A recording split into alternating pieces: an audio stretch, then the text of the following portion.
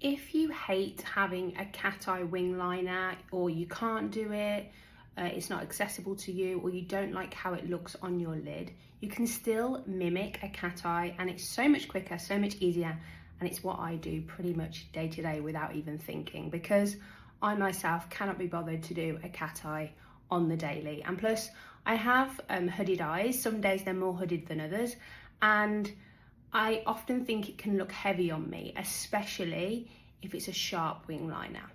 So first off, you're going to grab a pencil, an eye pencil of your colour, your choice, whatever it is, and all you're going to do is go on the top waterline. Now you can go between the eyelashes as well, that will make the eyelashes look even thicker and fuller. However, I actually often don't do that just because I don't always like the feeling of really getting in between my lashes, but it is an option and it does look really good. But I'm just going to go on the waterline, which is this fleshy bit here, and I'm grabbing a black pencil. I actually never wear a black liner, I always wear brown, but I wanted it to show up really obviously on this video. So you can see already how much more defined this eye looks compared to this eye. So imagine that your mascara is essentially like a hair gel with colour. So you can actually manipulate the hairs of where you want them. So whenever I want to create a Cateye effect, I angle the brush outwards, and I'll show you.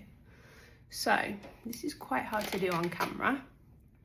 So the inner third here, I'm just going to wiggle and do it as normal, going in an upward motion.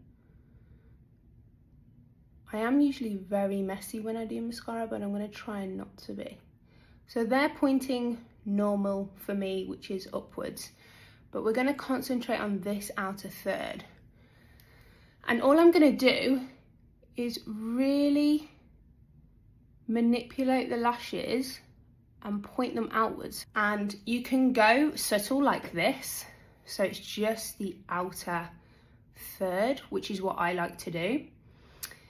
But you could go really obvious and kind of drag them all the way out, almost like a really like cartoon-like, which is pretty cool. But I'm just pulling it outwards. You see my brush ends here. So hopefully you can see the difference, but this eye has the traditional way of pulling the mascara upwards and your eyelashes are just going upwards. And this eye, this outer third here, I've pulled on a diagonal to create a cat eye effect. So it is subtle, but it's definitely there. The only thing I will say is, as you can probably see on this eye, these eyelashes look a little bit shorter, and that's simply because they're not being pulled upwards, they're going outwards. So their aim is not necessarily to look as long as they can, it's more to create shape. So that is a little bit of a trade-off, but if you don't like doing a cat eye or you can't do a cat eye, it's a really great way to create that effect.